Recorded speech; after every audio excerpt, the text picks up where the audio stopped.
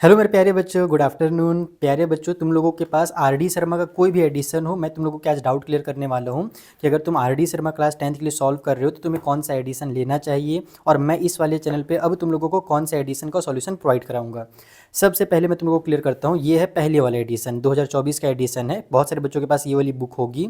इस बुक का सॉल्यूशन मेरे चैनल पे पहले से अपलोडेड है। आरडी शर्मा, तुम लोग मेरे चैनल पे जाना, होम पेज में या सर्च करना कोई भी एक्सरसाइज, लास्ट में एमडी सर लिख देना, तो तुम्हें इस वाले बुक का सॉल्यूशन तो मेरे चैनल पे मिल ही जाएगा। सारे क्वेश्चन मैंने नहीं कराए थे, कुछ कुछ क्वेश्चन मैंने बहुत सारे इंपॉर्टेंट वाले करा दिए थे। अब बात करते हैं कि इस वाले बुक के बाद जब ये सेकंड बुक आया था तो इन दोनों में से हम कौन सा बुक लें, या फिर अगर हमारे पास ये वाला बुक है और ये वाला बुक है तो क्या काम चल जाएगा? बिल्कुल चल जाएगा बच्चों। देखो, ये दोनों बुक बहुत बढ़िया बुक थे। दोनों सीबीएसई का जो लेटेस्ट वाला एनसीईआरटी का जो नया वाला सिलेबस है ना, जो इस साल तुम्हारे बोर्ड एग्जाम में काम आएगा, ये दोनों बुक उसी के अकॉर्डिंग बने हुए थे। बस थोड़ा सा फर्क ये था कि जो पुराने वाले बुक है, इसका अगर तुम एक्सरसाइज 1.1 खोल करके मैं तुम्हें दिखाता हूँ, इसमें तुम देखो 5 क्वेश्चन है। ठीक है, एक्सरसाइज 1.1 में 5 क्वेश्चन है और इसमें भी जो एक्सरसाइज 1.1 है सेम एक्सरसाइज है, बस उसमें थोड़े से क्वेश्चंस इंक्रीज कर दिए गए। मैं तुम्हें वो भी दिखाई देता हूँ। देखो, यहाँ पर 2 क्वेश्चन बढ़ा दिया गया है, जो अगले साल एग्जाम में आए थे वो क्वेश्चन ये लोग ऐड कर दिए हैं। तो अगर तुम्हें ये वाला बुक मिल जाता है या फिर ये वाला बुक मिल जाता है तो दोनों लगभग सिमिलर बुक है। बस इस वाले में हर एक्सरसाइज में 1-2 क्वेश्चन तुम्हें एक्स्ट्रा देखने को मिलेगा, बाकी कोई फर्क नहीं है। और दोनों बुक सीबीएसई के रैशनलाइज सिलेबस के अकॉर्डिंग बनाए हुए थे। इससे पुराने जो बुक थे ना, वो फिर तुम्हारे बिना रैशनलाइज सिलेबस के थे, यानी कि ऐसे टॉपिक भी उनमें थे जो डिलीटेड टॉपिक थे। अब बात करते हैं कि जो इस साल इन्होंने बुक बनाया है, क्या ये वाले बुक से मैं वीडियो बनाने वाला हूँ? तो नहीं, ये वाले बुक से तो मैं तुम लोगों को वीडियो बना करके सॉल्व कराऊंगा, लेकिन एक छोटा सा तुम लोगों को दिक्कत फेस करना पड़ेगा। दिक्कत ये है ना बच्चों कि यहाँ पर तुम देखो, ये जो इन्होंने नया सिलेबस डाला है ना, इसमें उन चीज़ों को इंक्लूड कर दिया है जो सीबीएसई के सिलेबस में डिलीटेड है। यानी ऐसी चीज़ें ले आया है इसने अपने बुक में जो सीबीएसई ने इस बार बोर्ड एग्जाम में पूछा ही नहीं था, ना ही इस साल पूछेगा तुम लोगों से। वो चीज़ें भी यहाँ पर हैं। इनका कहना है कि हम लोगों ने ना स्टार लगा दिया है जो डिलीटेड है उसमें, लेकिन बहुत सारे में स्टार लगाया भी नहीं है। बच्चों को कन्फ्यूजन होगा। जैसे यूक्लिड डिवीजन लेम्मा, ये जो एक्सरसाइजेस हैं हमारे ना, एक्सरसाइज 1.1 और 1.2, ये एक्स्ट्रा ऐड कर दिए इन्होंने। तुम लोगों को मैं दिखाता भी हूँ, रुको ना। ये देखना, ये जो 1.2 वाला एक्सरसाइज, 1.1 वाला एक्सरसाइज तुम्हें दिख रहा है, ये पूरा का पूरा यूक्लिड जो में यूक्लिड डिवीजन लेम्मा के ऊपर बेस्ड है। ये एक्सरसाइज तुम्हें करनी ही नहीं है, फालतू में इस बुक में दिया हुआ है। पेज भी बढ़ाया, प्राइस भी बढ़ाया और तुम लोगों का सर दर्द भी बढ़ा दिया कि पढ़ना है कि नहीं पढ़ना है। उसके बाद अगर मैं 1.2 एक्सरसाइज की बात करूँ तो इसमें भी बहुत सारे क्वेश्चन है जो तुम लोगों को करनी चाहिए है फालतू फालतू में। जैसे यहाँ पे तुम देखो, यूक्लिड डिवीजन लेम्मा से रिलेटेड क्वेश्चन दे दिया गया है। तो ये एक्सरसाइज जब करनी ही नहीं है तो फिर इन्होंने क्यों ज़बरदस्ती दिया, मुझे समझ में नहीं आ रहा है। तीसरा चीज़, जो एक्सरसाइज 1.3 है, ये वाला एक्सरसाइज तुम्हें करना है जो इन दोनों बुक में, ये वाले बुक में या ये वाले बुक में जो एक्सरसाइज 1.1 था ना, वो यहाँ जा करके 1.3 है। तो अब ये मेरे लिए भी मुश्किल है कि अगर मैं इस वाले बुक से वीडियो बनाता हूँ तो बच्चे जब 1.3 सर्च करेंगे तब उनको ये वाला सॉल्यूशन मिलेगा, और अगर मैं 1.1 वाला उस वाले बुक से वीडियो बनाता हूँ तो बच्चे जब 1.1 सर्च करेंगे तो ये वाला वीडियो मिलेगा। तो तुम ही लोग मुझे बताना, आज के लिए इस वाले वीडियो में मैं शुरू यहीं से कर रहा हूँ, मैं नए वाले बुक से शुरू कर रहा हूँ। तुम लोग लेकिन मुझे जल्दी से जल्दी कमेंट करके, ज़्यादा से ज़्यादा कमेंट करके बताना, शेयर भी करना अपने फ्रेंड लोग के साथ इस वीडियो को, ताकि वो लोग भी कमेंट करके बता सकें कि मैं तुम लोगों के लिए इस वाले बुक से वीडियो बना दूं या फिर ये जो पुराने वाले बुक्स हैं उनसे मैं वीडियो बना दूं। क्योंकि मैं पूरा का पूरा बुक तुम लोगों को कंप्लीट कराने वाला हूं यहीं पर वीडियो बना करके अपने इस चैनल पे। बाकी जो हमारा लाइव क्लासेस हो रहा है ना अनअकैडमी के ऐप में, वहाँ पर मैं आर एस अग्रवाल की जो बुक है ना उसका सॉल्यूशन करा रहा हूँ। तो अगर तुम्हारा कोई फ्रेंड या तुम अगर आर एस अग्रवाल की बुक से पढ़ रहे हो तो मेरी लाइव क्लासेस ज्वाइन कर सकते हो, फ्री ऑफ कॉस्ट है अनअकैडमी के ऐप में। वहाँ पर कंप्लीट आर एस अग्रवाल चल रहा है। उस क्या नाम है, तुम्हें जब लाइव क्लासेस अगर मान लो अटेंड करने में कोई दिक्कत है तो मेरा टेलीग्राम चैनल है, टेलीग्राम चैनल का लिंक तुम्हें डिस्क्रिप्शन में मिल जाएगा इसी वीडियो के। वहाँ से तुम ना अपने टेलीग्राम चैनल को ज्वाइन कर लेना, और हर क्लास से पहले जब भी मेरी लाइव क्लास होती है ना तो उससे पहले मैं टेलीग्राम पे अपडेट दे देता हूँ, यानी कि लिंक शेयर कर देता हूँ, तो बच्चों को ज्वाइन करने में कोई दिक्कत नहीं होता। उस लिंक से डायरेक्ट बच्चे ज्वाइन कर पाते हैं। ठीक है, तो ये कुछ जरूरी बातें थी, तुम लोगों से मैंने बता दिया। तीनों बुक का मैंने क्लैरिफिकेशन भी कर दिया कि क्या क्या फ़र्क है। बहुत सारे बच्चों को ये चीज़ डाउट था और बहुत सारे मैंने देखा कि पूरे यूट्यूब में ऐसा कोई वीडियो है नहीं, तो मुझे ये बनाना बच्चों के लिए ज़रूरी लगा। चलो अब आ जाते हैं हम लोग एक्सरसाइज 1.3 में, और इसके जितने भी क्वेश्चन है ना वो सॉल्व करा देता हूँ। मैं फिर से रिपीट कर देता हूँ, जो ये वाला एक्सरसाइज 1.3 है वो इस वाले बुक में या पुराने बुक में 1.1 के नाम से है, और उसमें सिर्फ 5 क्वेश्चन है। फिर इस वाले बुक में अगर तुम आ जाओ तो उसमें तुम्हें 7 क्वेश्चन देखने को मिलेंगे, और जब ये नया वाला बुक आ गया तो इसमें तुम्हें 9 क्वेश्चन देखने को मिलेंगे। तो इससे ये चीज़ मत सोचना कि सर नया वाला में हम लोग को ज़्यादा क्वेश्चन मिल रहा है तो हम लोग ये वाला बुक ले लेते हैं। बिल्कुल ज़रूरी नहीं बेटा। अगर तुम्हारे पास पुराना बुक है या सस्ते में अगर तुम्हें ये वाला पिछला एडिशन या ये वाला एडिशन मिल रहा है ना तो ज़्यादा बढ़िया वही था। ये 2 एक्स्ट्रा क्वेश्चन जो दिया है ना वो सीबीएसई के क्वेश्चन पेपर से उठा करके करके दिया है, जो कि मैं तुम लोगों को फ्री में प्रोवाइड कराने वाला हूँ। क्वेश्चन पेपर मैं टेलीग्राम पे तुम लोगों को अपलोड करके दे दूंगा। तो 2025 का क्वेश्चन पेपर, 2026 का क्वेश्चन पेपर तुम्हें जब मिल ही जाएगा, तो इस दो अलग से क्वेश्चन को यहाँ पर करने का कोई जरूरत नहीं है, तुम क्वेश्चन पेपर से भी कर सकते हो।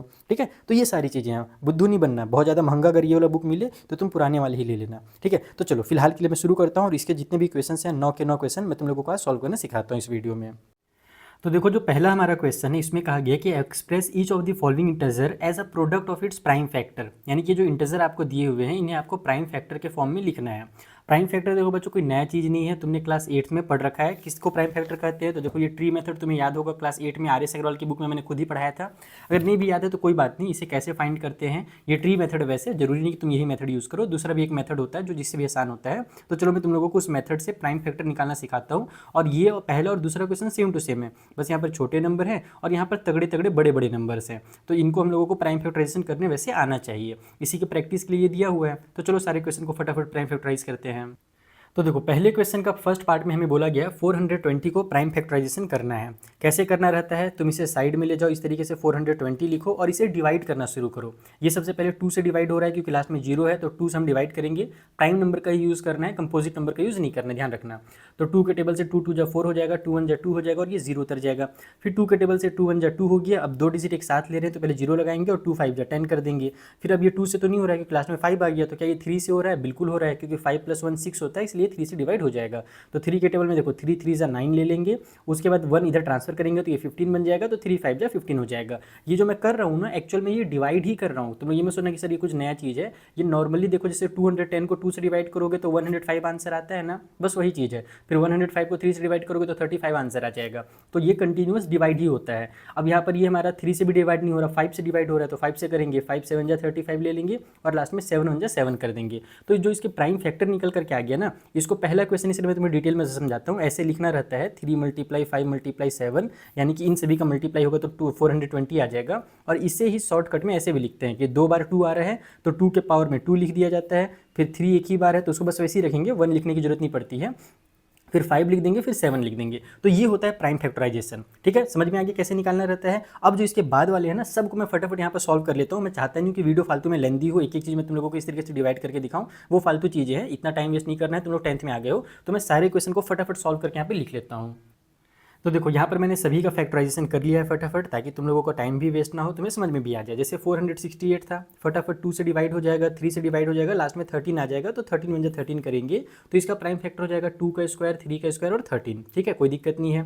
उसके बाद 945 वाला जो दिया हुआ है, इसको भी मैंने यहाँ पर निपटा दिया। तो 3 से डिवाइड होना शुरू हुआ क्योंकि लास्ट में 5 था, तो 2 से तो जा नहीं रहा था, तो 3 3 से गया 3 बार। फिर यहाँ पर हमारे पास लास्ट में 35 आ गया, तो मैंने हड़बड़ी में 7 5 जा कर दिया 35। ये गलत नहीं है, ऐसे तुम लोग भी कभी कभी गड़बड़ी कर सकते हो। पहले 5 से करना चाहिए, छोटे से पहले करना चाहिए, लेकिन अगर नहीं हो तो कोई दिक्कत नहीं है, सेम ही आंसर आता है, तो हम आगे पीछे भी कर सकते हैं। तो यहाँ पर मैंने इसको 7 5 जा किया, फिर 5 1 जा 5 किया। बाकी लिखते समय सीक्वेंस में लिख दो तो ज़्यादा बढ़िया रहता है, और नहीं भी लिखोगे तो गलत नहीं कहलाता है, लिख दो तो अच्छा लगता है थोड़ा देखने में भी। उसके बाद फिर ये वाला नंबर थोड़ा इंटरेस्टिंग नंबर था, क्योंकि यहाँ पर थोड़ा सा दिमाग मुझे ज़्यादा लगाना पड़ा।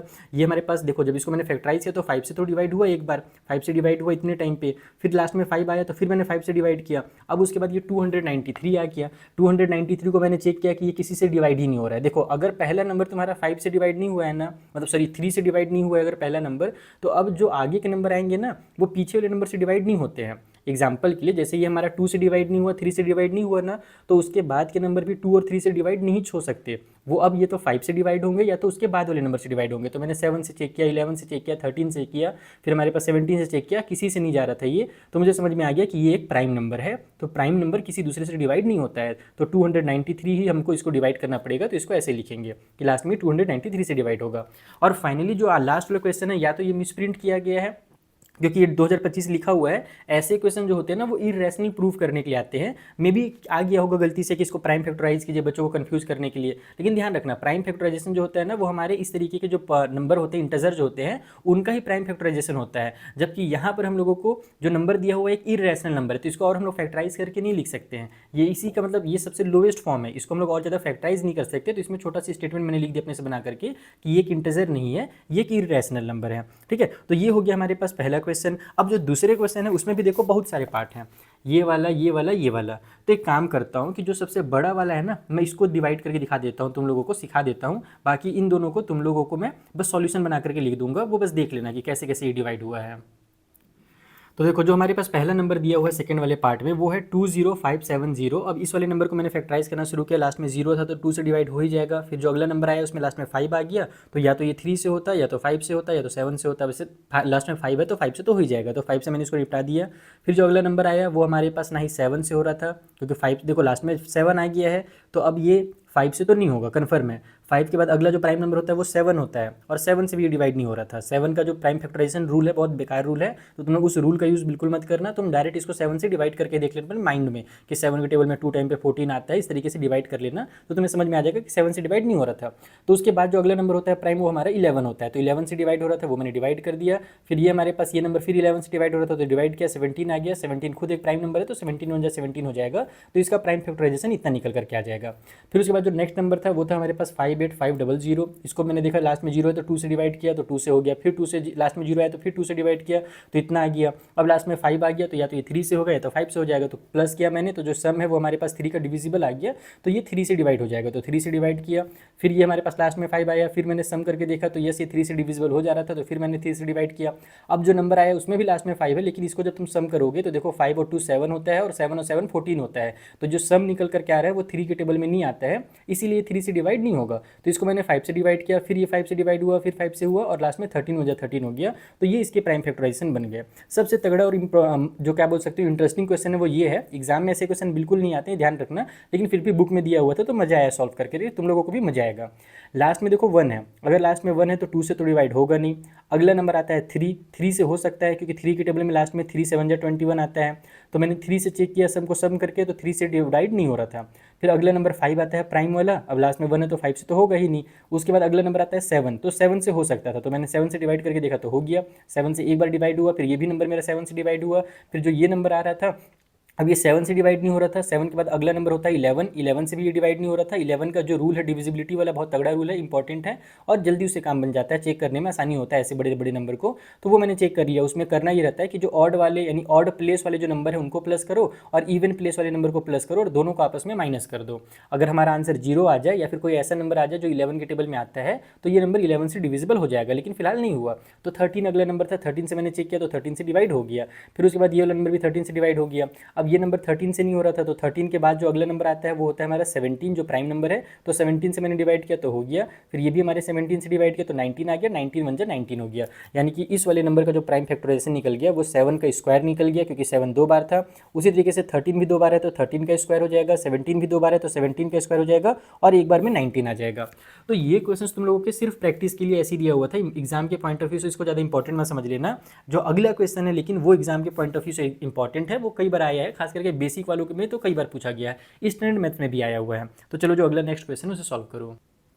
तो देखो जो थर्ड वाला क्वेश्चन उसमें बोला गया है explain why 7 multiply 11 multiply 13 plus 13 and 7 multiply 5 multiply 5 multiply 4 multiply 3 multiply 2 multiply 1 plus में 5 आर कंपोजिट नंबर। यानी इन दोनों को, ये एक्चुअली में यहाँ पर दो क्वेश्चन है, ध्यान रखना, ये एक क्वेश्चन नहीं है, ये क्वेश्चन अलग से है और ये अलग से क्वेश्चन है। जब तुम एनसीईआरटी बुक में देखोगे तो अलग अलग दिखेगा। तो हमें बताना है कि ये दोनों नंबर्स हमारे कंपोजिट नंबर क्यों हैं। कैसे बताना रहता है कि ये कंपोजिट नंबर है, इसका क्या तरीका होता है, कैसे लिखना रहता है, चलो कॉपी में समझते हैं। तो देखो जो पहला नंबर दिया हुआ है ना उसे मैंने x मान लिया। जरूरी नहीं कि तुम x मान करके सॉल्व करो, लेकिन मुझे तुम्हें समझाने में आसानी होगा इसलिए मैंने इसको x मान लिया है कि मान लेते हैं ये जो नंबर है वो हमारा x है। अब हमें इस x को ही प्रूव करना है कि ये कंपोजिट नंबर है। कंपोजिट नंबर कैसे नंबर होते हैं बच्चों? ऐसा नंबर जिसका फैक्टर 1 और कोई दूसरा नंबर ना हो। जैसे देखो कंपोजिट नंबर ऐसे नंबर होते हैं, प्राइम और कंपोजिट का डिफरेंस जल्दी से बता देता हूँ। कोई भी नंबर अगर सिर्फ 1 से डिवाइड हो रहा है और खुद से डिवाइड हो रहा है तो उसको प्राइम नंबर कहते हैं। कंपोजिट नंबर का मतलब होता है कि वो 1 से और खुद से तो डिवाइड होगा ही, लेकिन किसी दूसरे से भी डिवाइड हो सकता है। यानी कि जब हम लोग उसको प्राइम फैक्टराइज करेंगे ना तो उसका फैक्टर जो है वो कोई और नंबर भी निकल जाएगा। जैसे कि मान लो 19 का मैं एग्जांपल लेता हूँ, 19 को फैक्टराइज करो तो उसको तुम बस 1 मल्टीप्लाई 19 लिख सकते हो और कुछ नहीं कर सकते हो। लेकिन वहीं अगर तुम 18 को फैक्टराइज करो तो उसे तुम 2 मल्टीप्लाई 3 मल्टीप्लाई 3 इस तरीके से लिख सकते हो, तो उसके कई फैक्टर हो गए। तो हमें यहाँ पर बस यही शो करना है कि जो x है ना इसके बहुत सारे फैक्टर हैं, बहुत सारे नहीं तो कम से कम 2 फैक्टर अलग अलग शो कर देने हैं। तो उसके लिए क्या करना पड़ता है? उसके लिए ये काम करना पड़ता है। देखो या ये ना, ये जो प्लस का 13 है ये अलग है और इधर ये सब मल्टीप्लाई में है, तो ये सब एक कहलाएंगे और ये अकेला एक कहलाएगा। बीच में प्लस या माइनस जो होता है वो चीज़ों को बांटता है, तो ये इनके साथ नहीं है, समझ लो। अब यहाँ भी 13 है, यहाँ भी 13 है, यानी इनके पास भी 13 है, इसके पास भी 13 है, तो 13 को हम कॉमन ले लेंगे ऐसे। फिर ब्रैकेट लगाएंगे, यहाँ पर 7 और मल्टीप्लाई 11 लिख देंगे क्योंकि ये बच गया, 13 तो बाहर चला गया है, प्लस की साइन है, प्लस की साइन लगा देंगे, और 13 हमने कॉमन ले लिया है तो उसके बदले में यहाँ पर 1 लिख देंगे क्योंकि 13 1 जा 13 होता है। अब उसके बाद हमारे पास ये देखो 13 आ गया, इसको सॉल्व करोगे तो ये 77 हो जाएगा, 77 में 1 प्लस करोगे तो 78 आ जाएगा, यहाँ कॉमन लेने के बाद मल्टीप्लाई की साइन छुपी रहती है, तो ये हमारा 13 मल्टीप्लाई 78 आ गया। एक्स की जो वैल्यू है वो दो अलग अलग नंबर आ रही है ना प्रोडक्ट के फॉर्म में, तो यहाँ पर बस तुम्हें एक छोटा सा स्टेटमेंट लिखना है कि एक्स हैज़ मोर देन, या फिर इट हैज़ भी लिख सकते हो, it has more than 2 factors. ठीक है, इसके 2 से ज़्यादा फैक्टर हैं, और कौन कौन से 2 फैक्टर होने भी चाहिए ध्यान रखना है, ये मत सोचना कि ये तो 2 ही फैक्टर निकला है सर, 2 फैक्टर का मतलब it has more than 2 factor other than 1 and it self, यहाँ पर वो भी लिख ही देता हूँ मैं ताकि तुम्हें समझ में आ जाए, other than 1 and it self, यानी कि खुद से और 1 के अलावा भी इसके 2 फैक्टर निकल करके आ जा रहे हैं, 13 और एक 78, इसलिए it is a composite number. ये है इसका तरीका, समझ में आया कंपोजिट नंबर कैसे प्रूव करना है, बस तुम्हें उसको 2 फैक्टर के फॉर्म में दिखा देना है और कुछ नहीं करना रहता है। तो जैसे ये वाला बना है ना, सेम टू सेम दूसरा वाला भी बन जाएगा। जो दूसरा वाला हमारे पास नंबर है जिसमें दिया हुआ है 7 मल्टीप्लाई 6, रुको उसको भी लिख देता हूँ मैं, इसी का सेकंड पार्ट ऐसे मैं डाल दे रहा हूँ, वैसे तो एक ही नंबर दिया हुआ है, उसमें मैं एक्स भी नहीं लिखता हूँ, मैं डायरेक्ट तुम लोगों को नंबर ही लिख के दिखा देता हूँ कि डायरेक्ट भी तुम लोग कर सकते हो। यहाँ पर जो गिवन नंबर है ऐसे लिखोगे कि गिवन जो नंबर है हमारे पास वो है 7 × 6 × 5 × 4 × 3 × 2 × 1 और फिर प्लस की साइन के साथ है 5। ये 1 का कोई इज्जत नहीं है क्योंकि हमें पता है इन सभी से 1 का मल्टीप्लाई होगा तो जो आंसर पहले आना रहेगा वही आ जाएगा, 1 से कोई आंसर में चेंज नहीं होता है, तो इसको लिखो या ना लिखो बतिया एक ही है। ठीक है, अब क्या करना है, तो इन दोनों में देखो ये जो मल्टीप्लाई वाला पार्ट है ये पूरा एक पार्ट कहलाएगा और इधर जो 5 है वो अकेला कहलाएगा। तो यहाँ भी 5 है, यहाँ भी 5 है, दोनों में से 5 कॉमन ले लो, दोनों में से क्या करो 5 कॉमन ले लो। जब 5 कॉमन ले लेंगे तो हमारे पास यहाँ पर बचेगा 7 6, 5 तो बाहर चला गया है तो बचेगा 4, बचेगा 3, बचेगा 2। इस 1 को ना लिखना भी बेहतर है, फालतू में क्या करें लिख करके, लेकिन प्लस की साइन के साथ इसके बदले में 1 लिखना पड़ेगा क्योंकि यहाँ से 5 अगर बाहर गया है तो यहाँ पर 1 लिखेंगे तब 5 1 5 होता है। अब इसको सॉल्व करना है तुम्हें और कुछ नहीं करना है। तो इन सभी का मैंने प्रोडक्ट क्योंकि पहले ही निकाल लिया है ताकि टाइम वेस्ट बिल्कुल ना हो, तो इन सभी का जब तुम प्रोडक्ट करोगे ना तो 1008 निकल करके आ जाएगा और 1008 में 1 को प्लस कर दोगे तो 1009 हो जाता है। तो ये 5 मल्टीप्लाई में 1009 आ गया। तो फिर से सेम यही स्टेटमेंट उतार देना है कि it has more than 2 factors other than 1 and itself, इसलिए it is a composite number. वही सेम स्टेटमेंट यहाँ पर लिख देना है और यही हमारा प्रूव हो जाएगा। Is that clear? समझ में आ गया कैसे प्रूफ करना रहता है? थर्ड क्वेश्चन खत्म हो गया। फोर्थ वाला भी सेम क्वेश्चन है, वो तुम लोग खुद से करोगे। फोर्थ वाला एकदम डिट्टो कॉपी क्वेश्चन है इसी का जुड़वा भाई। ये देख लो, यहाँ पर मैं दिखा भी देता हूँ तुम लोगों को। ये देखो 3 × 5 प्लस में 7, दोनों में से 7 कॉमन करके इसे मुझे तुम लोग सॉल्व करके ना टेलीग्राम पे जरूर शेयर करना। टेलीग्राम पे जो मैं भी तुम लोगों को पढ़ा रहा हूँ ना, इसके नोट्स भी भेज दूंगा PDF बना करके, तो तुम लोग वहाँ से नोट्स डाउनलोड कर लेना फ्री ऑफ कॉस्ट। बाकी इसका जो सॉल्यूशन है वो तुम लोग मुझे टेलीग्राम पे भेजो। अगले क्वेश्चन के पास आते हैं, फिफ्थ वाला। Check whether 6 to the power n can end with the digit 0 for any natural number n। यानी कि अगर हम 6 के पावर में जो n लिखा हुआ है, इस n के बदले में अगर कोई भी हम नेचुरल नंबर लगा दें, 1 2 3 4 5 6 कुछ भी अगर हम लोग लगा देते हैं, तो क्या ये जो आंसर हमारा निकल करके आएगा वो 0 से इंड होगा या नहीं होगा, ये हम लोगों को बताना है। तो कभी भी ना अगर कोई भी नंबर दिया है उसके पावर में n लिखा हुआ बेटा, तो अगर वो डिजिट 0 से इंड होगा कि नहीं होगा ये पता अगर करना है तो इसके लिए इसको फैक्टराइज करना पड़ता है। जब हम इसको फैक्टराइज करें और इसके फैक्टर में 2 और 5 आ जाए, मतलब बड़ा सा नंबर हो, कोई सा भी नंबर हो, लेकिन कम से कम एक बार 2 और एक बार 5 आना चाहिए। अगर एक बार 2 और एक बार 5 आ गया फैक्टर में तो यस, ये हमारा 0 से इंड हो सकता है, पॉसिबिलिटी है, पॉसिबल है कि 0 से इंड हो जाएगा। लेकिन अगर हमारे पास फैक्टर में 2 और 5 नहीं आया तो ये इंड नहीं होगा। जैसे यहाँ पर तुम देखो 6 के पावर में n है, तो 6 को अगर मैं फैक्टराइज करूँगा तो वो 2 × 3 बनेगा। 2 × 3 केवल आया, 5 तो अभी नहीं किया, इसका मतलब ये हमारा इंड नहीं होगा 0 से। अब इसको एग्जाम में कैसे लिखना रहता है, क्योंकि एग्जाम में ऐसे क्वेश्चन आते हैं, तो चलो वो मैं कॉपी में समझाता हूँ। तो देखो इस तरीके से लिखना है तुम्हें कि प्राइम फैक्टराइजेशन जो होगा 6 के पावर में n का वो इस तरीके से होगा, 2 × 3 और पावर में n आ जाएगा। अब अगर इसको मैं ब्रैकेट खोलता भी हूँ तो 2 के पावर में n और 3 के पावर में n ही आ रहा है, 5 तो कहीं पर आ नहीं रहा है। तो इसको सिंपल लिख देना है कि 5 does not occur in prime factorisation of 6 to the power n, इसलिए 6 के power n does not end with the digit 0 for any natural number n। ये जो मैंने n लिख दिया है ना, इसका मतलब ये है कि नेचुरल नंबर n, जो क्वेश्चन में ही लिखा हुआ था कि क्या वो किसी नेचुरल नंबर n से अगर हम लोग n के बदले में कोई नेचुरल नंबर लिखें तो क्या डिजिट 0 से इंड होगा, तो नहीं होगा। तो वही नेचुरल नंबर n तुम डिटेल में लिख देना, मेरे पास जगह नहीं था, मैं से हड़बड़ी में फटाक से लिख दिया है। जो नेक्स्ट वाला क्वेश्चन है 6 वाला, ये तो तुम लोग खुद से बनाओ अब, क्योंकि 5th वाला अगर मैंने समझा दिया है तो सेम इसी का कॉपी कैट है ये वाला क्वेश्चन। और ये दिख भी रहा है मुझे साफ साफ कि ये भी हमारा 0 से डिजिट से इंड नहीं होगा, क्योंकि भाई हमारे पास 15 टू द पावर n दिया हुआ है। यहाँ पर भी अगर मैं इसको देखूँ मल्टीप्लाई करके तो 3 × 5 होगा, जैसे पिछले बार 2 और 3 आया था, इस बार 3 और 5 आ रहा है, इस बार 2 नहीं आ रहा है, पिछले बार 5 नहीं आया था, इस बार 2 नहीं आ रहा है। तो सेम स्टेटमेंट लिखना है, बस लास्ट में लिखना है कि 2 इज़ नॉट ऑक्योर, यानी जैसे यहाँ पर हम लोगों ने 5 इज़ नॉट ऑक्योर लिखा इस वाले क्वेश्चन में, इसमें लिख देंगे कि 2 हमारा ऑक्योर नहीं हो रहा है, 2 और 5 दोनों एक बार कम से कम आने चाहिए। ठीक है, तो इस तरीके से ये वाला भी हमारा कंप्लीट सॉल्व होगा, सेम टू सेम है, बस लिखा हुआ थोड़ा घुमा करके है कि बीइंग अ रैशनल नंबर, ये सब बस तुम्हें कंफ्यूज करने के लिए बोर्ड एग्जाम में लिख दिया रहता है, बाकी कोई इसका मतलब नहीं है। जैसे इसे सॉल्व किए थे वैसे इसे सॉल्व करेंगे। जो 7th वाला है थोड़ा सा इंटरेस्टिंग क्वेश्चन है, ये तुम लोगों ने शायद क्लास 8 में किया होगा ट्री वाले मेथड से। इसमें हम लोगों को ने यहाँ पर एक्स वाई और कहीं पर जेड दिया हुआ है, डब्ल्यू दिया हुआ है, हम लोगों को इनके वैल्यूज़ पता करने कितने हैं। तो इसको कैसे करते हैं, ये एक तरह से गेम है, इसको तुम ज़्यादा पढ़ाई से टेंशन लेकर के मत सॉल्व करना, गेम की तरह करोगे तो बहुत मजा आएगा, सॉल्व भी हो जाएगा। चलो कॉपी में सॉल्व करना सिखाता हूँ। देखो ऐसे जब कभी भी क्वेश्चन तुम लोगों को देखने को मिले ना, तो इसका सिंपल सा प्रोसेस यही है कि तुम नीचे से सॉल्व करना शुरू करो, फटाफट सॉल्व हो जाएगा। ऊपर से करोगे नानी याद आ जाएगी। नीचे से कैसे सॉल्व करें सर? देख बेटा, इसका मतलब ये है कि जो W लिखा हुआ है ना, यहाँ पर 13 और 7 है, इसका मतलब ये है कि W के बदले में कोई ऐसा नंबर होगा जिसका मल्टीप्लाई करने पर, यानी कि जिसको फैक्टराइज करने पर 13 और 7 आया होगा। यानी कि 13 और 7 का अगर हम मल्टीप्लाई करेंगे तो W का वैल्यू निकल करके आ जाएगा। तो 13 7 जा कितना होता है, 91 होता है। इसका मतलब W का जो वैल्यू है वो 91 होगा। 91 को ही फैक्टराइज करके 13 और 7 लिखा जाता है। सेम उसी तरीके से ऊपर जाओ, अब यहाँ पर इसको बदले में 91 आ गया और यहाँ पर 3 है, यानी कि Z के बदले में कोई ऐसा नंबर है जिसको फैक्टराइज करने पर 3 और 91 आया था। तो भाई 91 और 3 का अगर मल्टीप्लाई करेंगे तो Z की वैल्यू निकल करके आ जाएगी। तो यहाँ पर 3 का मल्टीप्लाई जब तुम 91 से करोगे तो वो होता है 273, तो Z का वैल्यू निकल करके आ गया। अब इन दोनों का मल्टीप्लाई करने पर ये नंबर आता है जो कि पहले से दिया हुआ है, फिर इन दोनों का मल्टीप्लाई करने पर ये नंबर आता है, तो इनका मल्टीप्लाई करोगे तो तुम्हारे पास 1638 निकल करके आ जाएगा। और फाइनली इस 1638 का 2 से मल्टीप्लाई करोगे तो x की वैल्यू निकल करके आ जाएगी तुम्हारी 3276। तो इस टाइप से इस क्वेश्चन को बनाया जाता है, एक सिंपल सा ट्री गेम करते हैं इसको, इसमें ज़्यादा कंफ्यूज होने की जरूरत नहीं है। ठीक है, तो ये क्वेश्चन हो गया। अब कुछ ऐसे क्वेश्चन के पास आते हैं जो पिछले वाले एडिशन वाले बुक में नहीं था। अगर तुम ये क्वेश्चन नंबर 8 और क्वेश्चन नंबर 9 देखो तो ये हमारे पिछले एडिशन में, यानी कि जो लास्ट ईयर का एडिशन था उसमें नहीं दिया हुआ था। ये कुछ नए क्वेश्चन दिए हुए हैं यहाँ पर। क्या इन क्वेश्चंस के लिए मुझे इतना महंगा या मोटा बुक लेना चाहिए? तो मेरे हिसाब से तो नहीं लेना चाहिए। बाकी अगर तुमने ले लिया है तो चलो इसको भी बना ही देते हैं। यहाँ पर क्वेश्चन नंबर 8 में है स्टेट ट्रू और false for each of the following statement.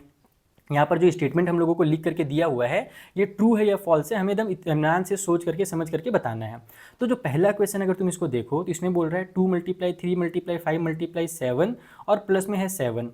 ये एक कंपोजिट नंबर है ऐसा कहा गया है। तो अभी हम लोगों ने सीखा था कि अगर इस टाइप के नंबर रहते हैं तो कंपोजिट होते हैं। उसमें करना ये रहता है कि दोनों में से 7 कॉमन ले लेंगे, यहाँ भी 7 है यहाँ भी 7 है, तो एक फैक्टर 7 निकल जाएगा, फिर 2 × 3 × 5 बचेगा और यहाँ पर +1 बचेगा। जैसे ये वाला क्वेश्चन किए थे बच्चों, सेम वही वाला क्वेश्चन यहाँ पर है।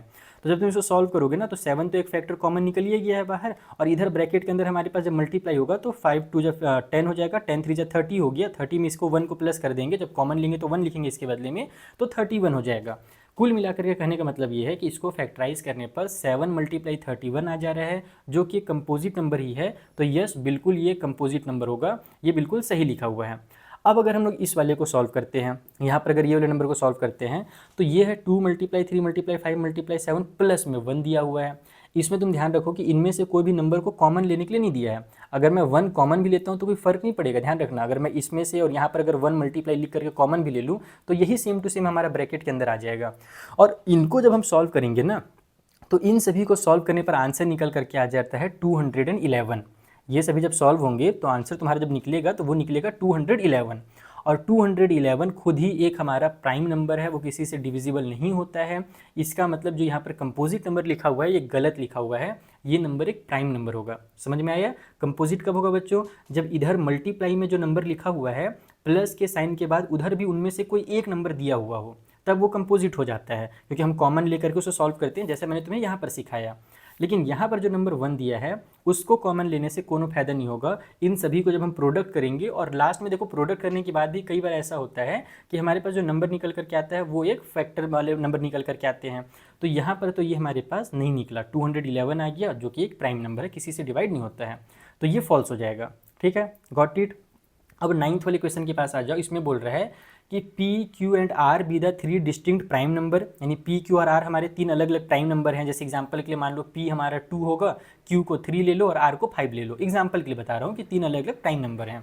हमसे कहा गया कि चेक कीजिए P, Q, R मल्टीप्लाई होगा और प्लस में Q होगा तो ये कंपोजिट नंबर होगा या नहीं होगा। And further give an example for 3 distinct number P, Q, R। अब आपको कुछ ऐसे एग्जाम्पल भी देने हैं P, Q, R के, जहाँ पर P, Q, R प्लस 1 हमारा एक कंपोजिट नंबर हो और P, Q, R प्लस 1 हमारा एक प्राइम नंबर हो। यानी इंटरेस्टिंग क्वेश्चन है। इसी क्वेश्चन को, इस टाइप के जो क्वेश्चन पहले आते थे बोर्ड एग्जाम में, उसको ही थोड़ा लेवल हाई करके, जैसे कि तुम देख भी रहे हो हर साल सीबीएसई लेवल हाई कर रहा है, तो लेवल हाई करके उसी क्वेश्चन को दिया गया है। कॉन्सेप्ट वही यूज़ होगा, बस क्वेश्चन को थोड़ा घुमाया गया है, कॉम्पिटेंसी फोकस्ड बनाया गया है। चलो इसे सॉल्व कर लेते हैं जल्दी से कॉपी में। देखो सबसे पहले तो हमें कहा गया कि इसे चेक करना है कि P multiply Q multiply R plus Q जो है, क्या ये एक प्राइम नंबर है या कंपोजिट नंबर है, मतलब कंपोजिट है या नहीं, ऐसा लिखा हुआ था क्वेश्चन में, चेक करना है। तो चेक करने के लिए वही काम करेंगे जो हमने नंबर के साथ किया था। यहाँ भी Q है, यहाँ भी Q है, Q को कॉमन ले लेंगे। ब्रैकेट के अंदर हमारे पास P मल्टीप्लाई R और प्लस का Q, सॉरी Q बोल रहा हूँ, यहाँ पर 1 बच जाएगा क्योंकि Q तो हमने कॉमन ले लिया है। इसको मैं कट करके दोबारा से लिखना चाहूँगा, खराब दिख रहा है। Q कॉमन ले लिए तो बचा हमारे पास P R और उधर से Q के बदले में 1 लिख दिए। तो यहाँ पर भी देखो तुम, एक तो ये फैक्टर हो गया और एक ये फैक्टर हो गया, दो मल्टीप्लाई के फॉर्म में आ गया ना, मतलब वो दो हमारे फैक्टर हो गए हैं। तो यहाँ पर भी हम सेम स्टेटमेंट लिख देंगे कि it has more than 2 factor, it has more than 2 factors. इसके हमारे 2 फैक्टर से ज़्यादा फैक्टर हैं। कौन कौन से 2 फैक्टर? 1 और इटसेल्फ के अलावा, ये जो खुद था इसके अलावा और 1 के अलावा एक नया, ये 2 फैक्टर भी हमारे पास हैं। इसलिए, सॉरी नीचे में लिखना, इसलिए it is a composite number. जैसे वहाँ पर लिखे थे बच्चों ना, सेम चीज़ है, बस यहाँ पर नंबर के बदले में P, Q, R दिया हुआ है। ठीक है, अब दूसरा काम बोला गया हमें 2 एग्जाम्पल देने हैं। पहला एग्जाम्पल हमें देना था कि जो P, Q, R plus 1 is equal to composite, इसे हमें कंपोजिट बनाना है। इसे हमें क्या करना है? कंपोजिट नंबर बनाना है। तो P, Q और R के बदले में हम कौन से नंबर रखें ताकि ये कंपोजिट नंबर बन जाए? सिंपल सा क्वेश्चन है। देखो P के बदले में लेट, यहाँ पर तुम लिखो P is equal to 3, P के बदले में 3 ले लेते हैं, Q के बदले में 5 ले लो और R के बदले में 7 ले लो। तीनों कंपोजिट, सॉरी प्राइम नंबर्स हैं। अब अगर हम लोग यहाँ पर प्राइम नंबर्स को सॉल्व करते हैं, नाउ अगर हम इसे सॉल्व करें तो ये P, Q, R, इसको मैं उतार लेता हूँ एक बार, P, Q, R प्लस में 1 है, यानी कि P का, Q का और R का मल्टीप्लाई हो रहा है। तो हम 3 का, 5 का और 7 का मल्टीप्लाई करेंगे, प्लस में 1 कर देंगे। तो कितना हो जा रहा है? 15 7 जो हमारे पास हो जाएगा 105 और प्लस 1 करेंगे तो 106 आ गया। और 106 हम जानते हैं कि एक कंपोजिट नंबर होता है, क्योंकि इसको हम लोग जब फैक्टराइज करते हैं तो ये हमारा 2 से भी डिवाइड हो जाएगा, क्योंकि लास्ट में 6 है तो 2 से डिवाइड हो बच कर रहा है।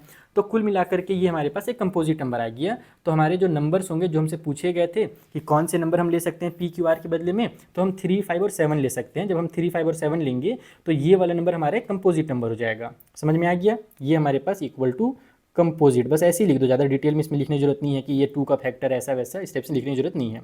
दूसरा वाला सिमिलर क्वेश्चन है, उसमें हम लोगों से बोला गया है कि P multiply Q multiply R plus 1, इसको आप लोगों को प्राइम नंबर बनाना है। तो इसके लिए कौन से नंबर लिए जाए P, Q, R की जगह पर? तो इस बार तुम लोग काम करो, 3 ले लो, 2 ले लो और 5 ले लो। P के बदले में तुम ले लो 2, Q के बदले में, यहाँ पर कॉमा लगेगा, Q के बदले में तुम लोग ले लो यहाँ पर 3 और फिर R के बदले में तुम ले लो 5। अगर मैं यहाँ पर वैल्यू पुट करता हूँ तो देखना 2 मल्टीप्लाई 3 मल्टीप्लाई 5 प्लस में 1, तो ये हो जाएगा अपना कितना, 5 3 15 और 15 और 2 का मल्टीप्लाई होगा 30 और 1 हो जाएगा 31।